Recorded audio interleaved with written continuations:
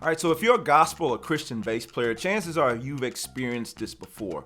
All right, let me set it up for you. You have the older generation that's telling you, hey, less is more, play pocket, don't be all over the song, don't be all up the neck, just play the song, play bass, right? You hear that, and simultaneously, there's this guy, this girl, this bass player who's in your neck of the woods, and they're killing. They're like all over the songs, and to make matters worse, people always call this person. And yet it creates this conundrum, so to speak, for you, because you're like, wait a minute, now y'all telling me don't do this, don't do that, don't play this, play the song, play the bass. And so you start to stretch out a little bit. You start to try to play, and people reel you back in. Does this sound familiar to you at all? If so, keep watching. I'm gonna help you make sense out of this. And not only that, I'm gonna show you how to start becoming a first pick bass player. So stay tuned.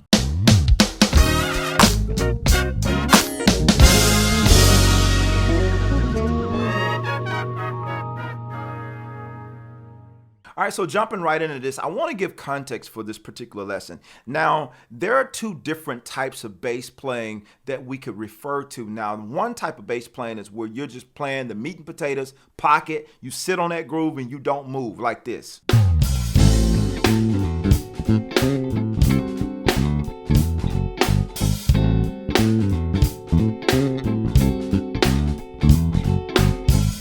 And now there's another type of bass playing where it's kind of popular in church nowadays, whether you're in the gospel or the Christian community. Depending on the song you're playing, you need to move around a little bit more, kind of like this.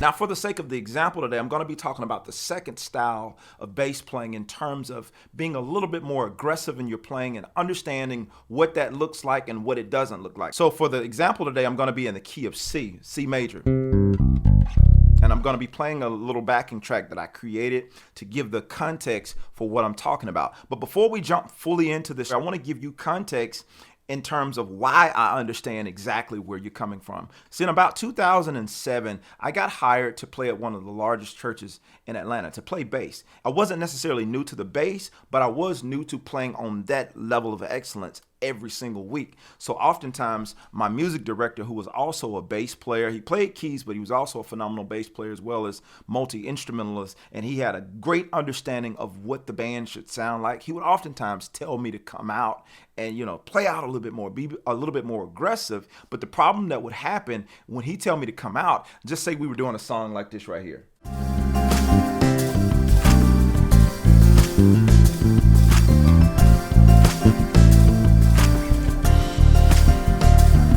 Right? This is the groove.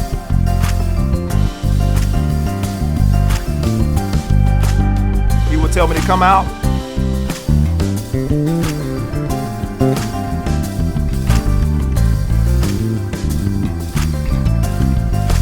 And he would step up, he would jump up and put his hand in his pocket. And we all know, if you've been in the music for a while, we all know what that means. That means you need to get back in the pocket. I'm going to be honest with you. That really created some frustration for me, because at one minute you're telling me to come out and I start coming out. So I think, and I start stretching out. I'm doing my licks, I'm doing my go-to stuff that I know. And you're telling me to get back in the pocket. And I'm like, wait a minute, you just told me to come out. So again, it created this whole confusion or conundrum for me. I had to try and understand. So what I started to do is I would listen to him play the songs at times, and I started pulling apart what he was doing. So the first point I want to give you is awareness. I had to start being aware of what I was playing and what was happening in the records as I was transcribing records. It all goes to your ear training. If you guys watched my last lesson, I kind of honed in a little bit on ear training. What is ear training? Some people think ear training goes away once you learn how to play the instrument pretty good. We think my ear is good, I can move on to something else, but little do we know, you always are training your ear. You're always training, you're always listening, you're always getting context. So being aware, when he would take my bass and play it, just say on the same song, he would play it more like this.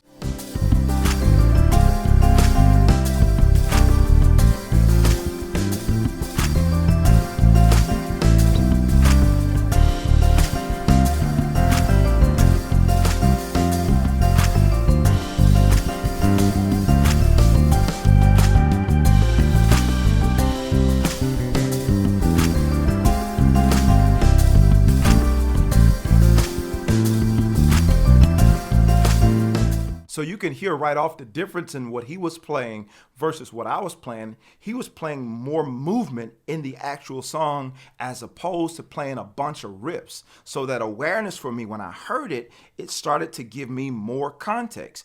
Oh, so that's what he mean in terms of being more aggressive. It's not necessarily playing,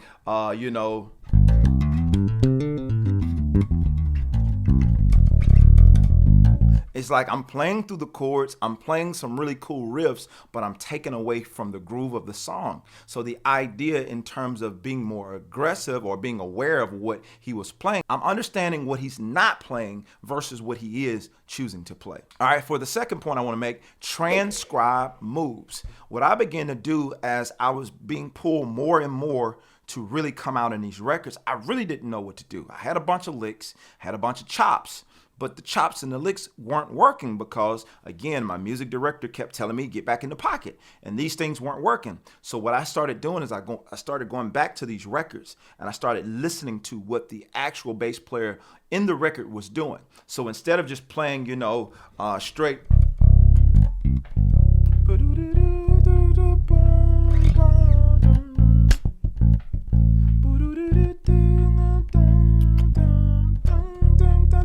So instead of just playing straight, I started listening to the in-between stuff, that level 3 of listening that I was telling you guys about in my last lesson. I started listening to all that little in-between stuff of how the bass player was moving through the groove, and it gave me a better understanding, it gave me a better context. I'll demonstrate what I'm talking about for you. I'll play it regular the first time, and then the second time, I'll add the little in-between stuff that makes the difference in the song so you could hear it in context.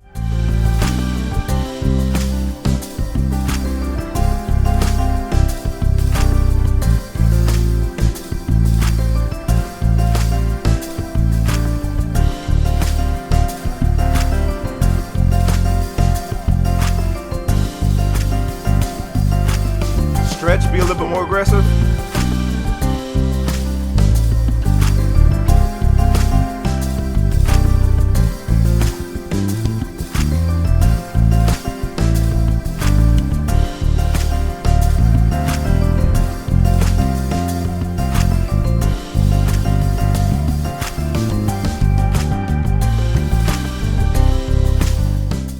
And I know what some of you guys might be saying, well, I like the first version a little bit more because the first version was more right on the money, straight to the point, and it wasn't as busy. Well, here's the problem that happens with the first version, because the first version that I played wasn't bad necessarily, but here's what happens in a live setting. When we're playing bass, like in a live church setting, and the music and the energy is going up, then sometimes as a bass player, it's hard to stay where you were, where you're playing that just basic pattern of the song and you're playing the meat and potatoes in the pocket, holding it together. Now, I'm not saying don't play the pocket, but sometimes what I'm saying, we have to stretch out a bit more because the intensity of the song is growing. And if the intensity of the song is growing, that means mostly everybody else in the band is growing with the intensity of the song, like your vocalist, like your keys, like your drums. Everything around you is growing, then you cannot stay here if everybody is going here. So that's the problem that we have. So that's why the other guy is getting called. So when the song start growing in intensity, that other guy or the other girl knows what to do in the song. And so they begin adding other things in the song that help the song to grow. So in essence, what I learned to start doing is to start transcribing the moves in detail, what these people were doing on the record. That way I have what they played there. And not only that, that leads me to my point 3. I started coming up with my own stuff. So create your own exercises. I was talking to somebody, another bass player, not too long ago, and I was telling him, man, you have way more in your arsenal than you think. And what you need to do is you need to start taking the things that you play, your natural go-tos, and create multiple exercises out of those things that you're already doing. Let's say, for instance, if this was one of my go-to licks, right? If that's one of my go-to licks, and that's simply a C major pentatonic lick. Right? So now if I made an exercise out of that, right? I can take that. Normally what I would like to do with a metronome, and I won't use my metronome right now, but ideally what I'd like to do, just say this song is at 90 beats per minute. 1, 2, 3, 4. 2, 3, right? I would take that particular exercise and I would start bumping it up about 10 clicks every time that I play it, and get comfortable with playing that clean, precise, making sure I can hear all of my notes clean in there. So just say if I bumped it up to 100, right? That same little line, but I'll try to start working it into the context of the groove. So what I would do is like,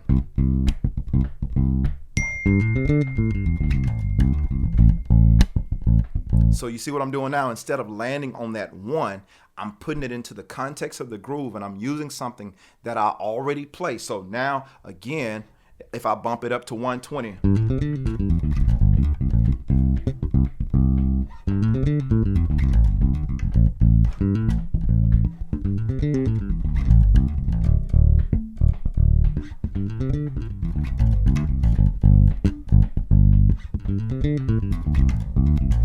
right? And so all I'm doing is taking that same particular line and seeing if it will work over each one of those chord progressions that I'm going to. So if I'm going to the 1, to the 6, 2, 5, back to 1, right? So I'm trying that.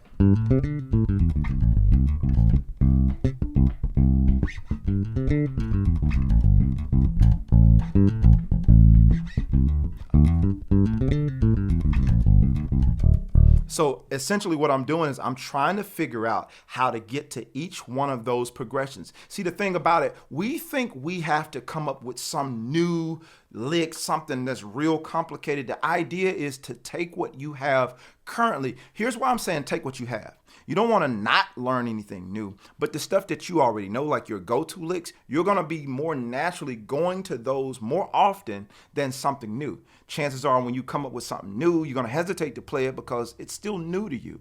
But when it's something that's already been in your arsenal, you're going to go to that anyway. So why not perfect the thing that you've already been doing? Find multiple ways of doing it. So instead of now doing, what's another way that we can play that? All I did here, instead of going, I started, or. So we can pick any notes, especially being that this is a major pentatonic. Whatever your little go-to thing is, I'm just using a major pentatonic for the sake of this lesson, but whatever your go-to thing is, you can pick a note, start from that note, and finish the line out. Play it a different way. Play it frontwards. Play it frontwards. Play it forwards, and play it backwards, right? And you want to find different ways of incorporating this thing into the groove. So now you start to build your arsenal. In addition to the things that you've already been learning in terms of pulling that song apart, transcribing the song, now you have some of your own licks and seeing what this other player played. You might want to use a little bit of his lick and use a little bit of your lick based on what you've been practicing. But what you're doing with creating your own exercise, you're helping to clean up your chops. And these are things that you can do real time that will begin to improve your playing. Now, the last point I want to make before I leave this lesson is trial and error. Try executing through trial and error. Now, you want to try these different licks.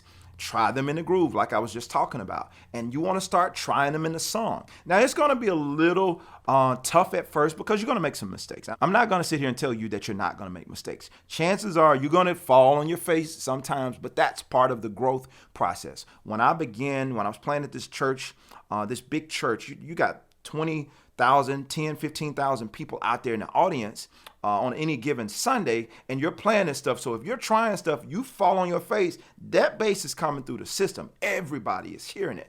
So it's really embarrassing. Don't mess around and listen to the broadcast, the playback, and you heard where you messed up. And so I messed up in front of thousands of people over and over again. And I got to the point where I was getting good at what I was doing.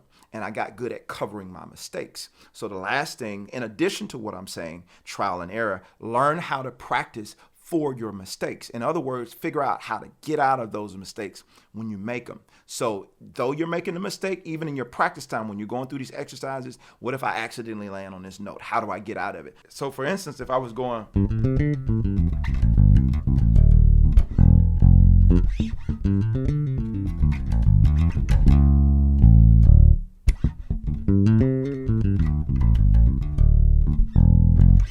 I messed up about 2 or 3 times just right there. But it's like taking a second and gathering myself. And once I do it over and over and over again, I start learning. That's not going to be perfect. I don't want to paint this picture like if you mess up, you get so good to it's always perfect even when you mess up. No, you learn how to recover well. I talked about this years ago in a video called The Art of Recovery.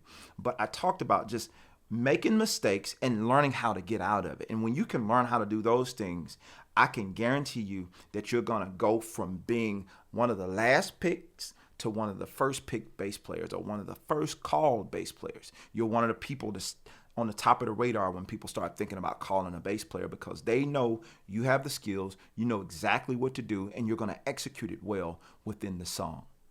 I hope this video has been helpful for you. And by the way, these 2 examples that I played at the beginning, I have the breakdown videos for these 2 examples that I will link in this video. If you found this helpful, do me a favor, hit like and also hit that subscribe button if you found this content helpful, and leave a comment because this stuff helps me to be found on YouTube by people like you. And it also helps me to keep creating content for you because I know you enjoy this type of stuff. So anyway, guys, I'm Jermaine Morgan. I thank you for hanging out and listening to me today. I will see you on the next one. I'm out. Peace.